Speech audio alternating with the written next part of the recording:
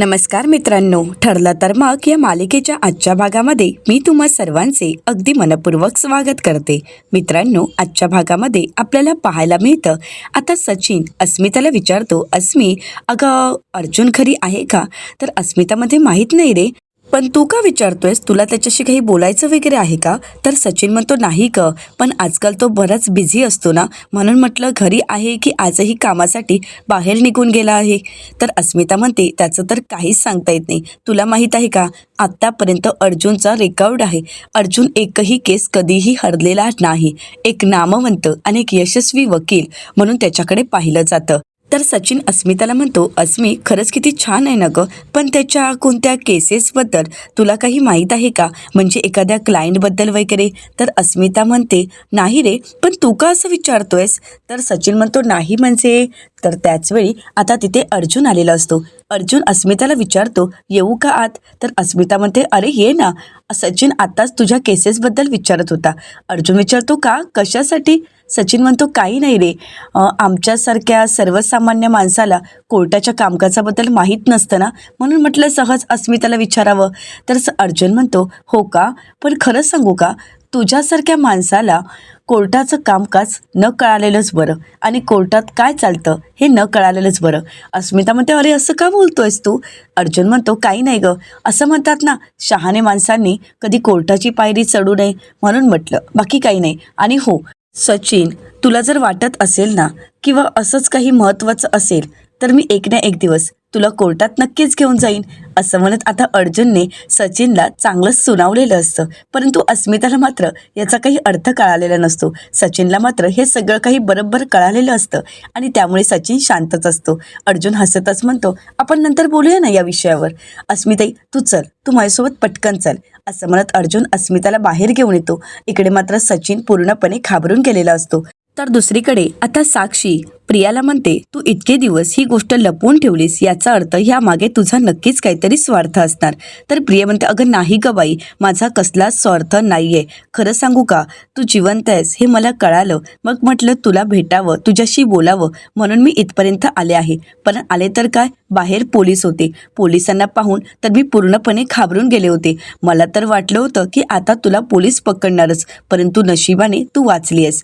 तर आता साक्षी प्रियाला म्हणते आज तू पोलिसांना माझ्यापर्यंत पोहोचू दिलं नाहीस, त्यासाठी खरंच थँक्स. आज तुझ्यामुळे माझा जीव वाचला आहे. तर प्रिया म्हणते अगं असं का बोलतेस तू, मी असताना असं काही होईल का? अगं मी तुझ्यासोबतच आहे. पण साक्षी मला एक सांग, तू जिवंत आहेस आणि तू वेश बदलून राहतेस हे कोणाकोणाला माहीत आहे? साक्षी म्हणते खरं तर ही गोष्ट कोणालाच माहीत नव्हती, परंतु आजकाल कोणीतरी मला धमक्या देण्याचं, माझ्या भूतकाळातील गोष्टी माझ्या समोर आणण्याचा प्रयत्न करत आहे. ज्या ज्या गोष्टी माझ्या समोर येतात त्यावरून असं वाटते की त्या व्यक्तीला माहीत आहे की मी जिवंत आहे, पण ती व्यक्ती कोण आहे मला नाही माहीत. पण एवढं मात्र नक्की, जी कोणी व्यक्ती असेल ना तर ती अण्णांची आणि माझी शत्रूच असेल. आता मात्र प्रिया नाटक करत म्हणते खरंच साक्षी काय सांगतेस तू हे? तुला कोणीतरी धमकी देण्याचा प्रयत्न करतंय? साक्षी खरंच हे खूप भयंकर आहे. पण साक्षी तू का घाबरतेस? अगं अण्णा सर असताना तुला घाबरायची काहीच गरज नाही. अण्णा सरांना जर एकदा कळालं ना तर अण्णा सर स्वतः त्या ब्लॅकमेलरला पकडतील आणि त्याचा कोतळाच बाहेर काढतील. अण्णा सरांचं तुझ्यावर खरंच खूप प्रेम आहे, तुझ्यासाठी ते काही करू शकतात. साक्षी अण्णा सर कसे आहेत ग? कारण बरेच महिने झाले त्यांची आणि माझी भेट घडली नाही ना, म्हणून काळजी वाटली, म्हणून विचारलं. असं म्हणत प्रिया नाटक करू लागते. तर साक्षी रडतच म्हणते मला माहीत नाही ग. तर प्रिया नाटक करत म्हणते म्हणजे अण्णा सर कुठे आहेत हे तुला माहीत नाहीये का? साक्षी म्हणते नाही प्रिया, अण्णा माझे कुठे आहेत मला काहीच माहीत नाहीये. अगं गेले कित्येक दिवस अण्णा गायब आहेत. महिना झालाय मी त्यांचा शोध घेत आहे, परंतु अण्णा कुठेच सापडत नाहीयेत. त्यांचं मला मेसेज कॉल काहीच नाहीये. मला खरंच अण्णांची खूप काळजी वाटत आहे. या क्षणी माझे अण्णा कुठे आहेत मला खरंच काही माहीत नाहीये. प्रिया नाटक करत म्हणते साक्षी तू हे काय सांगतेस? म्हणजे अण्णा सर गायब आहेत आणि तू हे मला आत्ता सांगतेस? साक्षी म्हणते मग मी काय करू सांग ना. प्रिया म्हणते साक्षी तू काळजी करू नकोस, अण्णा सरांना काहीही होणार नाही. आणि साक्षी, अण्णा सरांना शोधण्यासाठी मी तुझ्यासोबत आहे. मी अण्णांना शोधेन, पण हो, तोपर्यंत तू इथून बाहेर पडू नकोस, कारण तो ब्लॅकमेलर तुला काही करू शकतो. तू कुठेही जाऊ नकोस. तर साक्षी म्हणते, हो, पण तू कसं शोधणार आहेस अण्णांना? कारण गेला महिनाभर मी अण्णांना शोधण्याचा प्रयत्न करते, तर अण्णा मला सापडत नाहीयेत, तर तुला कुठून सापडणार आहेत? तर प्रिया म्हणते, तू बोलतेस ते अगदी खरं आहे. मलाही माहीत आहे ही गोष्ट खरंच खूप कठीण आहे, हे काम कठीण आहे. परंतु कदाचित अर्जुन किंवा किल्लेदार यांना माहीतच असतील ना की अण्णा कुठे आहे. मग मी यांच्यावर लक्ष ठेवते, म्हणजे आपल्याला कळेल की अण्णा सर नक्की कुठे आहेत आणि मग त्यांना शोधणं सोपं जाईल. तर साक्षी प्रियाला म्हणते, पण प्रिया, तू स्वतःची काळजी घे. प्रिया म्हणते, मी काळजी तर घेईन आणि अण्णांना तर शोधेन, पण एक प्रॉब्लेम आहे. साक्षी म्हणते, काय झालं? कोणता प्रॉब्लेम?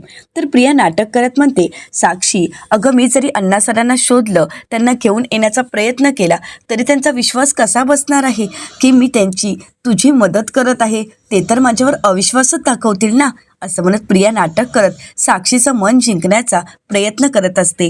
तर दुसरीकडे अश्विन आता अर्जुनला मदत करायला तयार झालेला असतो. आता ठरल्याप्रमाणे अश्विन, अर्जुन, सायली आणि चैतन्यला घेऊन हॉस्पिटलमध्ये पोहोचलेला असतो. आता अश्विन डॉक्टर सौरभ यांची ओळख करून देत अर्जुनला म्हणतो, दादा, डॉक्टर सौरभ या हॉस्पिटलमध्ये कित्येक वर्ष असोसिएटचं काम करत आहेत आणि हा माझा खूप जवळचा मित्र आहे. तर अर्जुन सौरभला म्हणतो, हाय सौरभ, 2 वर्षापूर्वी याच हॉस्पिटलमधून आम्हाला एक डेड बॉडी मिळाली होती आणि ती डेड बॉडी आमच्या आत्याची आहे, म्हणजेच प्रतिमा किल्लेदार यांची आहे असं सांगण्यात आलं होतं. आणि त्यावेळी DNA रिपोर्टही मॅच झाले होते आणि म्हणूनच ती डेड बॉडी आम्ही ताब्यात घेतली. परंतु 2 वर्षानंतर आत्या आम्हाला सापडली. ती जिवंत आहे, ती आमच्या सोबत आहे. परंतु ही डेड बॉडी आम्हाला इथून देण्यात आली होती. मग ती डेड बॉडी नक्की कोणी मॅनेज केली होती आणि ती डेड बॉडी कोणाची आहे, या सगळ्याचा आम्हाला शोध घ्यायचा आहे आणि त्यासाठीच आम्हाला तुझ्या मदतीची गरज आहे. आणि यासाठी आम्ही कोर्टाची परवानगीही घेतली आहे, त्याचं हे लेटर. असं म्हणत आता अर्जुन सौरभच्या हाती कोर्टाचं लेटर देतो. सौरभ ते चेक करतो आणि त्यानंतर अर्जुनला म्हणतो, या केसविषयी मला अश्विनने अगोदरच सांगितलं होतं. मला तर ही गोष्ट काहीच माहीत नव्हती. खरं सांगायचं तर ही गोष्ट आमच्या हॉस्पिटलमध्ये घडलीच कशी, याच गोष्टीचा मी विचार करत आहे. आणि त्याचवेळी आता डॉक्टर सौरभ यांचे असिस्टंट तिथे काही फाईल्स घेऊन येतात आणि ते सौरभकडे देत म्हणतात, सर, या फाईल्स. ते निघून जातात. तर त्यानंतर सौरभ त्या सर्व फाईल अर्जुनकडे देतो आणि म्हणू लागतो, हे सर्व काही त्या दिवशीचे रिपोर्ट आहेत. खरं तर अश्विनने मला अगोदरच फोन केला होता आणि म्हणूनच या सगळ्याच गोष्टी अगोदर मॅनेज करता आल्या. अर्जुन आता त्या सर्व फाईल पाहत असतो. तर डॉक्टर सौरभचे आभार मानत अश्विन म्हणू लागतो, सौरभ, खरंच आज तुझी खूप मदत होत आहे. तर सौरभ म्हणतो, अश्विन, असं काही नाही आहे. आपली मैत्री तर आहेच, परंतु शेवटी हॉस्पिटलच्या रेप्युटेशनचा पण प्रश्न आहे. आज हे सत्य कळायलाच हवं की नक्की काय घडलं होतं. तुम्ही एक काम करा, तुम्ही या फाईल चेक करा, तोपर्यंत मी राऊंडला जाऊन येतो. असं म्हणत सौरभ राऊंडसाठी निघून जातो. तर त्यानंतर अर्जुन, चैतन्य, अश्विन सर्व डॉक्युमेंट चेक करत असतात. तर त्याचवेळी चैतन्य अर्जुनला म्हणतो, अर्जुन, आपल्याला हे सगळे डॉक्युमेंट अगदी नीट तपासून पाहावे लागतील. नक्कीच काहीतरी आपल्या हाती पुरावा लागू शकतो. आणि त्याचवेळी चैतन्याचा एका रिपोर्टवर लक्ष जातो. चैतन्य अर्जुनला म्हणतो, अर्जुन, 1 मिनिट, तू बघितलीस का ही तारीख? अरे, आपल्याजवळ जे रिपोर्ट आहेत त्याची तारीख आणि ही तारीख खूप वेगळी आहे. दोघांमध्येही खूप फरक आहे आणि ही एंट्रीसुद्धा वेगळी आहे. आता अर्जुन, चैतन्य या दोघांच्याही या सगळ्या गोष्टी लक्षात आलेल्या असतात. अर्जुन या सगळ्या गोष्टींचा विचार करू लागतो. तर त्याचवेळी सायली म्हणते, म्हणजे अजून इथे गोंधळ आहे? तर अर्जुन म्हणतो की हो, हे सगळं काही कोणीतरी व्यवस्थित प्लॅन करून केलं आहे आणि म्हणूनच या सगळ्या गोष्टीची शहानिशा आता आपल्याला करावीच लागेल. अर्जुन अश्विन आणि चैतन्याला म्हणतो, आता आपल्याला मॉर्गमध्ये जावंच लागेल, तिथेच आपल्याला सगळ्या गोष्टी समजणार आहेत. तर अश्विन अर्जुनला म्हणतो, दादा, मॉर्गचे सर्व रिपोर्ट आपल्याला सौरभ देणारच आहे, त्यामुळे आपल्याला सगळी माहिती समजणार आहे. अश्विन, तू एक काम कर, सौरभशी बोल आणि मॉर्गमध्ये आणि इथे सगळे CCTV फुटेज आहेत, ते CCTV फुटेज मिळवण्याचा प्रयत्न कर. आता मॉर्गचे CCTV फुटेज आपल्या हाती लागले तरच आपल्याला कळणार आहे की हे सगळं काही कोणी केलं होतं आणि हे सगळं कोणी मॅनेज केलं होतं. या सगळ्याचे पुरावे त्याचवेळी आपल्या हाती लागणार आहेत. तर अश्विन म्हणतो, हो दादा, तू बोलतोयस ते अगदी खरं आहे. आपल्याला आता मॉर्गमध्ये जाऊन सगळी तपासणी करावी लागेल, जेणेकरून आपल्या हाती आपल्याला हवे असणारे पुरावे लागू शकतात. तर अश्विन अर्जुनला म्हणतो, सौरभ आपल्याला किती मदत करतोय, त्यांनी मॉर्कचे पेपर किती सहज शोधून दिलेत आपल्याला. तर अर्जुन म्हणतो, हो ना. आता अर्जुन आणि अश्विन सर्व पेपर चेक करत असतात. तर सायली त्यांना विचारते, काय आहे या पेपरमध्ये, आपल्यासाठी काही उपयोगाचं आहे का. तर अर्जुन म्हणतो की हो, हे सगळं काही नक्कीच आपल्याला उपयोगी येऊ शकतं. आणि म्हणूनच अर्जुन आणि चैतन्य अश्विन सर्व पेपर अगदी पडताळून पाहत असतात. आणि त्याचवेळी अर्जुनच्या नजरेस पडते ती एक महत्त्वाची गोष्ट. आणि म्हणूनच अर्जुन अश्विनला विचारतो, अश्विन हे नंबर कशाचे असतात. तर अश्विन अर्जुनला म्हणतो, अर्जुन मॉर्गमध्ये ज्या डेड बॉडी येतात त्यांच्यासोबत एक रिसीट असते आणि त्या रिसीटचा हा सिरियल नंबर आहे. आणि त्या डेड बॉडीवर असणारा हा नंबर, त्यांची माहिती, त्यांची ओळख आणि त्यांच्या नातेवाईकांना डेड बॉडी दिली जाते, या सगळ्याची इन्फॉर्मेशन त्या सिरियल नंबरवरच अवलंबून असते. तर अर्जुन म्हणतो, मग हे सिरियल नंबर अगदी क्रमवार असायला हवेत ना. तर अश्विन म्हणतो, हो. तर अर्जुन म्हणतो, पण इथे तसं नाही आहे, जे हवं तसं नाहीच आहे. म्हणजे बघ ना, 1341, 1342, 1343 हे तिन्ही नंबर सेम आहेत. आणि त्यानंतर 1345. मग अश्विन या सिरियल नंबरप्रमाणे 1344ची डेडबॉडीची नोंदच केली नाही आहे. तर चैतन्य म्हणतो, याचा अर्थ या डेडबॉडीची नोंद केलीच केली नाही आहे. ही डेडबॉडी मॉर्फमध्ये आलीच नाही आहे आणि कुठल्या नातेवाईकांकडे देण्यात आलीच नाही आहे, किंवा ही परस्पर बाहेर घेऊन जाण्यात आली आहे. याचा अर्थ काय असू शकतो अर्जुन. आता सर्वजण विचार करू लागतात. तर सायली म्हणते, कदाचित हा तोच मृतदेह नसेल ना, की जो मृतदेह आपल्याला देण्यात आला होता. आपला संशय खरा ठरत आहे याचा हा भक्कम पुरावा आहे. ज्या अर्थी नोंद केलीच गेली नाहीये, त्या अर्थी कदाचित ही डेड बॉडी असू शकते, जी डेड बॉडी आपल्याला देण्यात आली होती. आता अर्जुन, चैतन्य, अश्विन या सगळ्या गोष्टीचा विचार करू लागतात. 2 वर्षापूर्वीचा हा गुंता सोडवणं सगळ्यांसाठीच खूप कठीण जात असतं. आता अर्जुन अश्विनला म्हणतो, अश्विन सौरभ आपल्याला मॉर्गचं CCTV फुटेज देणार होता ना. ज्या दिवशी प्रतिमात्यांची खोटी डेड बॉडी आपल्याला देण्यात आली त्या दिवसाचं CCTV फुटेज सौरभ आपल्याला देणार होता. तर अश्विन म्हणतो की हो, मी सौरभला कॉल करतो आणि विचारतो. असं म्हणत अश्विन आता सौरभला कॉल करायला घेतो. तर त्याचवेळी डॉक्टर सौरभ यांचे असिस्टंट त्या ठिकाणी येतात आणि म्हणतात, सर डॉक्टर सौरभ यांनी हा पेनड्राईव्ह दिला आहे. अश्विन तो पेनड्राईव्ह घेतो आणि अर्जुनला म्हणतो, ज्या दिवशी प्रतिमा त्यांची खोटी डेड बॉडी आपल्याला देण्यात आली त्याच दिवशीचा हा CCTV फुटेज आहे. आपल्याला आत्ताच्या आत्ता हे सगळं काही चेक करावं लागेल. आता अर्जुन लगेच आपला लॅपटॉप घेतो आणि लॅपटॉपला पेनड्राईव्ह कनेक्ट करत आता सर्वच जण CCTV फुटेजमध्ये नक्की काय घडलं आहे ते पाहत असतात. आता हॉस्पिटलच्या आवारामध्ये एक अनोळखी व्यक्ती आलेली असते. नर्स तिथून निघून जातात. त्या संधीचा फायदा घेत ती व्यक्ती ती डेड बॉडी घेऊन तिथून निघून जात असते. तर आता अश्विन विचारू लागतो, हा आता कोण आहे. अर्जुन म्हणतो, हा तोच माणूस आहे ज्या माणसाने ही डेड बॉडी मॅनेज केली होती. म्हणजे आता 22 वर्षापूर्वी झालेल्या अपघाताची प्रतिमा त्यांची डेड बॉडी देण्यामागे या माणसाचाच हात होता. तर सायली म्हणते, कदाचित हा तोच माणूस आहे जो आपल्याला सगळ्या प्रश्नांची उत्तरं देऊ शकतो. हाच माणूस आपल्या सगळ्या प्रश्नांचं उत्तर आहे. असं म्हणत आता सायलीने अर्जुनला सांगितलेलं असतं की आता आपल्याला काही करून या माणसापर्यंत पोहोचावं लागेल, त्याला शोधावं लागेल, तरच आपल्याला आपल्या सगळ्या प्रश्नांची उत्तरं मिळू शकतात. तर दुसरीकडे पाहायला मिळतं, प्रिया साक्षीला म्हणते, साक्षी अगं अण्णा सर मला सापडले. मी जरी त्यांना शोधून काढलं तरी त्यांनी माझ्यावर विश्वास ठेवायला हवा ना. कारण तुला तर माहीत आहे, एवढं सगळं घडल्यानंतर अण्णा सर काही झालं तरी माझ्यावर विश्वास ठेवणार नाही. आणि मी जर त्यांना शोधलं आणि घरी घेऊन येण्याचा प्रयत्न केला तरी त्यांना असंच वाटेल की मी त्यांना धोका देत आहे. साक्षी तुला आठवतंय ना, ज्यावेळी आपण दोघेही जेलमध्ये होतो त्यावेळी. तर आता साक्षीला तो प्रसंग आठवतो, ज्यावेळी प्रिया आणि साक्षी दोघेही जेलमध्ये असतात. त्यावेळी महिपत शिकरेंनी प्रियाचा गळा आवळलेला असतो आणि म्हणालेले असतात, आता मी तुला जिवंत सोडणार नाही, माझा तुझ्यावर आता अजिबातच विश्वास नाही.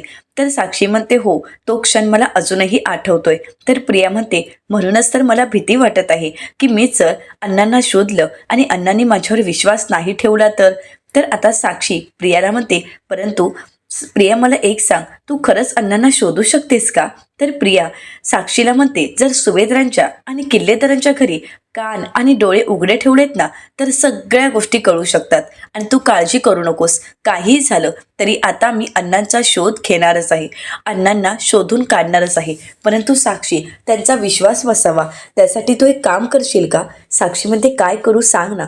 तर प्रिया साक्षीला म्हणते, साक्षी तुझा एक व्हिडिओ बनव, म्हणजे तुला जो आता त्रास होतोय त्याबद्दल तू त्या व्हिडिओमध्ये बोल. आणि हो, मी तुला कशी मदत करते, तुझा माझ्यावर विश्वास आहे, हे सगळं काही त्यात बोल, म्हणजे अण्णांनाही कळेल की खरंच मी तुमच्या बाजूने आहे. प्रिया प्लीज माझ्या अण्णांना शोध, मी खरंच खूप थकले आहे ग, एवढा सगळा शोध घेऊनही अण्णा सापडत नाहीयेत.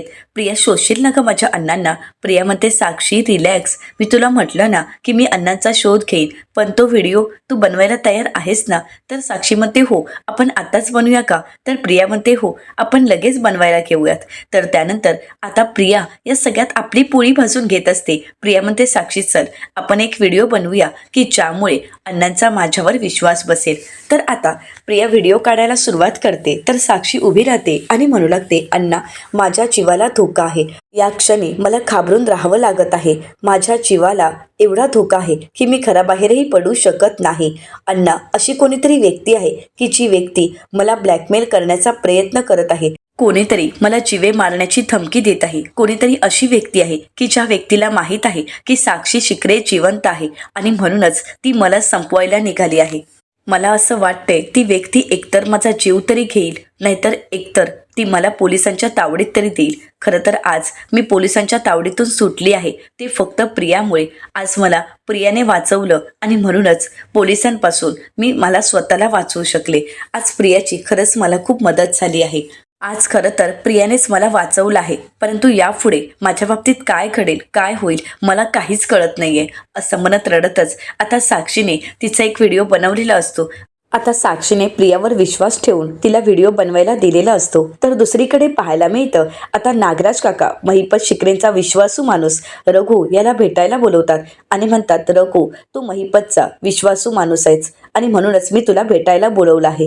तर आता रघु विचारतो, परंतु साहेब कधी येणार आहेत. साहेब लवकरात लवकर यायला हवेत, आम्ही सर्वच जण त्यांची वाट पाहत आहोत. तर नागराज काका म्हणतात, येणार आहे, तसा त्याचा मेसेज आला होता. तर आता हे ऐकल्यानंतर रघु विचारतो, मेसेज म्हणजे साहेब ठीक आहेत ना. तर नागराज काका म्हणतात, हो तो ठीक आहे, कारण सध्या त्याच्या मागावर पोलीस आहेत, त्यामुळे तो इथे तरी येऊ शकत नाही, पण त्याने तुझ्यावर एक जबाबदारी सोपवली आहे, त्याने मला एक तुझ्यावर जबाबदारी टाकायला सांगितली आहे. तर रघु म्हणू लागतो, कोणती जबाबदारी, काय करायचं आहे. मी माझ्या साहेबांसाठी काहीही करू शकतो, महिपत सरांसाठी काहीही. नागराज काका म्हणतात, ते तर मला माहीतच आहे रे, आणि म्हणूनच तुझ्यावर विश्वास ठेवून त्याने तुझ्यावर एवढी मोठी जबाबदारी टाकली आहे. तर रघु नागराज काकांना म्हणतो, सांगा ना नक्की साहेबांनी माझ्यावर कोणती जबाबदारी टाकली आहे. तर नागराज काका रघुला म्हणतात, रघु महिपतचं जुनं गॅरेज तुला माहीतच असेल ना. रघु म्हणतो की हो, ते गॅरेज मला चांगलंच माहीत आहे. तर नागराज काका म्हणतात, त्या गॅरेजमध्ये महिपतने एका व्यक्तीला डांबून ठेवलं आहे आणि त्याच व्यक्तीवर म्हणजे त्या गॅरेजवर तुला पहारा द्यायचा आहे. तर आता रघु म्हणतो, काहीच हरकत नाही, मी देईन ना, मी पहारा देईन, तुम्ही काळजी करू नका. नागराज काका म्हणतात, पण तुला एक गोष्ट चांगलीच लक्षात ठेवायची आहे, ती म्हणजे आतली व्यक्ती बाहेर यायला नको आणि बाहेरची व्यक्ती काही झालं तरी आत जायला नको. तू सुद्धा आत जायचं नाहीये. ती व्यक्ती कोण आहे हे तू सुद्धा पाहायचं नाहीये, कारण तसं नागराजने सांगितलं आहे. आणि सगळ्यात महत्त्वाचं म्हणजे त्या व्यक्तीने कितीही स्वतःला सोडवण्याचा, कितीही आदळापट करण्याचा प्रयत्न केला तरी सुद्धा तू आतमध्ये जायचं नाही. फक्त जर असं काही वाटलं तर मला फोन करायचा. आणि हो, एक गोष्ट कायम लक्षात ठेवायची, या कामामध्ये कोणत्याही प्रकारची चूक व्हायला नको. जर या कामामध्ये कसली चूक झाली तर या सगळ्याला जबाबदार फक्त तू असशील, आणि मग तू आणि महिपत आहात, मी तर काहीच बोलू शकत नाही. रघु म्हणतो, नाही साहेब, माझ्या हातून कुठल्याही प्रकारची चूक होणार नाही आणि महिपत साहेबांसाठी मी काही करू शकतो. आता जाऊन मी नक्कीच लक्ष ठेवेन आणि तुम्ही काळजी करू नका, माझ्या हातून कोणतीही चूक होणार नाही. तर नागराज काका म्हणतात, शाबास, मला तुझ्याकडून हीच अपेक्षा होती. आता रघु गॅरेजच्या दिशेने निघून जातो. तर दुसरीकडे सुभेदारांच्या घरी आपल्याला पाहायला मिळतं सचिन सतत त्याच गोष्टीचा विचार करत असतो. अर्जुनच्या स्टडी रूममध्ये मिळालेला तो साक्षीचा फोटो आणि सचिन ज्या व्यक्तीला भेटायचा ती म्हणजे सॅम. आता ती व्यक्ती सॅम म्हणजेच साक्षी शिकरे आहे याबद्दल सचिनला तर काहीच माहीत नसतं. सचिनला सगळ्या गोष्टीचा शोध घ्यायचा असतो आणि म्हणूनच सचिन आता लॅपटॉपवर गुगलवर सर्च करतो की पनवेलमधील फेमस केस. आता मात्र त्यावेळी महिपत शिकरे आणि साक्षी शिकरे यांची आश्रम केस समोर दिसून येते. तर महिपत शिकरे ज्यावेळी साक्षी शिकरे गेली आहे या जगात नाही हे सगळीकडे अफवा पसरतात. त्यावेळी मीडियासमोर ते म्हणालेले असतात, माझी एकुलती एक साक्षी शिकरे आज या जगात नाहीये, परंतु ज्यांनी कोणी हे केलं आहे त्यांना मी सोडणार नाही. आता अण्णा म्हणजे साक्षीचे मामा नसून वडील आहेत हे सत्य तर सचिन समोर आलेलंच असतं. परंतु त्यानंतर साक्षी शिकरे हिचाही फोटो सचिनने पाहिलेला असतो. आता सचिनच्या लक्षात येतं की ज्याला आपण सॅम म्हणून भेटत होतो तीच साक्षी शिकरे आहे. सचिन म्हणतो, ही तर सॅम आहे ना, मग ही अर्जुनच्या केसमध्ये काय करत आहे?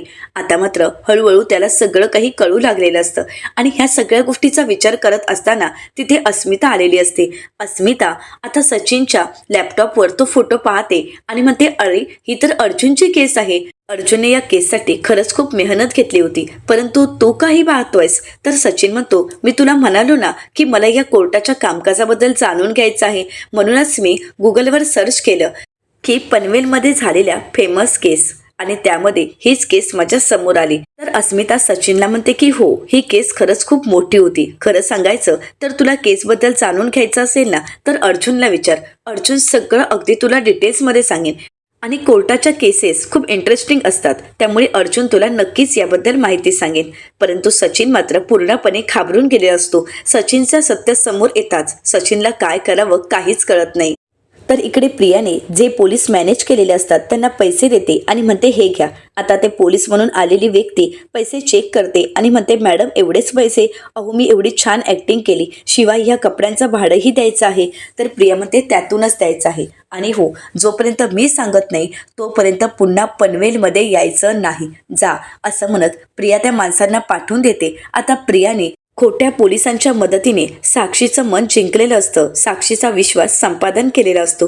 तर दुसरीकडे पाहायला मिळतं घडलेला सर्व प्रकार आता अर्जुन रविराज सरांना सांगतो. आता रविराज सर अर्जुनला म्हणतात, सौरभने सुद्धा हे कबूल केलं आहे की हा गुन्हा, ही चूक त्यांच्या हॉस्पिटलच्या निष्काळजीपणामुळे झाली आहे. तर अश्विन म्हणतो की हो, त्यांच्या हॉस्पिटलच्या निष्काळजीपणामुळे झालीच आहे, तरी सुद्धा आपल्याला सौरभने खूप मोठी मदत केली आहे. खरं तर त्याने तसं सांगितलेही आहे की या केसमध्ये तुम्हाला कोणतीही मदत लागली तरी मी नक्कीच तुम्हाला मदत करेन. तसं पण या मॉबच्या असणाऱ्या डिटेल्सबद्दल कोणालाही ॲक्सेस देण्याची परवानगी नसते आणि तरीसुद्धा सौरभने आपल्याला मदत केली. या मॉबचे सर्व रिपोर्ट आपल्याला त्याने सहज उपलब्ध करून दिलेत. सगळे रिपोर्ट, सगळ्या फाईल त्यांनीच आपल्याला मॅनेज करून दिल्या आहेत.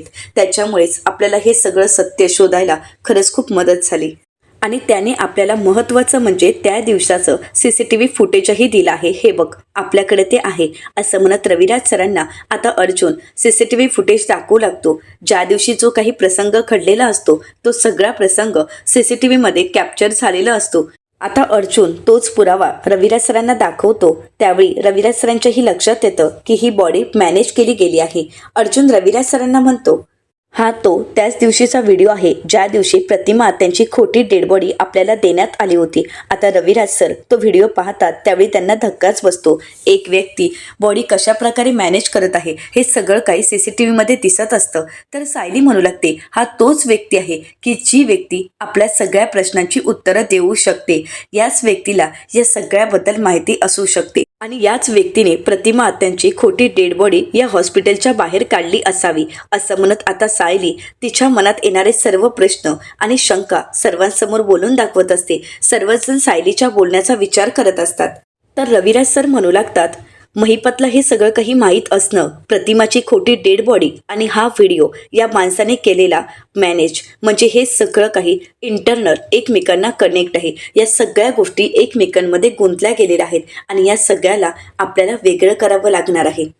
तर अर्जुन म्हणतो, हो, याच माणसाने आपल्याला खोटी डेड बॉडी दिली आणि खोटे DNA बनवून आपल्याला ही चुकीची माहिती दिली की ज्यामुळे आपण सगळ्याच गोष्टींवर विश्वास ठेवला आणि सगळ्याच गोष्टी चुकीच्या घडत गेल्या. तर सायली म्हणते, कदाचित मला तरी असं वाटतंय की हा महिपतचाच माणूस असू शकतो. तर अर्जुन म्हणतो, किंवा हा मिस्ट्री मॅनही असू शकतो की ज्याने हे सगळं काही केलं असावं. आता रविराज सर, अर्जुन, सायली, प्रतिमा आत्या, अश्विन सर्वजण विचार करू लागतात. तर आता पुढे रविराज सर म्हणू लागतात, त्यावेळी मी हे कागद का चेक केले नाही, त्यावेळी जर डॉक्युमेंट चेक केले असते तर आज हे सगळं काही घडलंच नसतं. प्रतिमा आत्या म्हणतात, तुम्ही स्वतःला त्रास करून का घेत आहात? अर्जुन म्हणतो, सिनियर तू जरी त्यावेळी डॉक्युमेंट चेक केले असतेस तरी सुद्धा मला खात्री आहे की महिपत शिकरेने अजूनही काही ना काही कारनामे नक्कीच केले असते आणि सत्य तुला कळू दिलं नसतं. सायली म्हणते की हो, कदाचित हे सगळं काही महिपत शिकरेनेच घडून आणलं आहे आणि त्याने हे सत्य आपल्यापर्यंत पोचू दिलं नसतं. तर अश्विन म्हणतो, मॉर्गमधून एखादी डेड बॉडी गायब होऊ शकते, त्या अर्थी ही व्यक्ती काहीही करू शकते. तर अर्जुन म्हणतो, आता या सगळ्याचा शोध तर घ्यावाच लागेल, या सगळ्याच्या मुळाशी जावंच लागेल. तर त्याचवेळी अश्विनला फोन येतो. अश्विन म्हणतो की हो आलोच. अर्जुन म्हणतो, काय झालंय? अश्विन म्हणतो, एक इमर्जन्सी आली आहे आणि त्यासाठी जावं लागेल. अर्जुन म्हणतो, काहीच हरकत नाही, तू जा.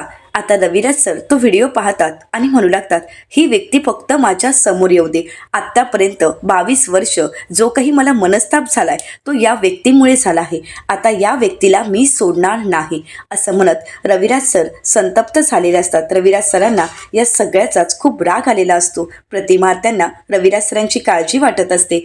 रविराज सर म्हणतात, या माणसाला ज्यावेळी शिक्षा होईल, हा माणूस ज्यावेळी जेलमध्ये जाईल त्याच वेळी मी शांत होऊ शकेल, तेव्हाच माझ्या मनाला शांतता मिळू शकेल, असं म्हणत रविराज सर खूप चिडलेले असतात.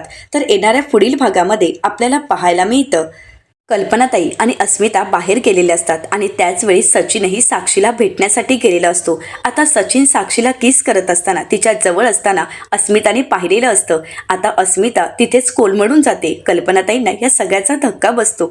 घरी आल्यानंतर अस्मिता ज्यावेळी सचिनकडे पाहते त्यावेळी तिला खूप राग आलेला असतो. अस्मिता म्हणू लागते, हे दिवस पाहण्यापेक्षा खरंच मला असं वाटतंय. तर त्याचवेळी सचिन म्हणतो, तसं काही नाहीये, खरं तर ती माझी फक्त कलिग होती, परंतु अर्जुनला हे सगळं काही माहीत असतं आणि तरीसुद्धा सचिन पुन्हा एकदा त्या मुलीला भेटायला गेला. हे ज्यावेळी अर्जुनच्या लक्षात येतं, त्याला कळतं, त्यावेळी अर्जुन सनसनीत सचिनच्या कानाखाली मारतो. आता अर्जुन अस्मिताच्या बाबतीत कोणतं पाऊल उचलेल आणि सचिनला कोणती शिक्षा देईल हे पाहणं अतिशय रंजक ठरणार आहे. मित्रांनो, अशाच मालिकांचे नवनवीन अपडेट पाहण्यासाठी चॅनलला नक्कीच सबस्क्राईब करा. आजचा हा व्हिडिओ कसा वाटला हे कमेंट करून नक्कीच कळवा. आजचा हा व्हिडिओ आवडला असेल तर व्हिडिओला लाईक करायलाही विसरू नका. व्हिडिओ पाहिल्याबद्दल तुम्हा सर्वांनाच अगदी मनपूर्वक धन्यवाद आणि सर्व मायबाप रसिक प्रेक्षकांना नववर्षाच्या खूप खूप शुभेच्छा.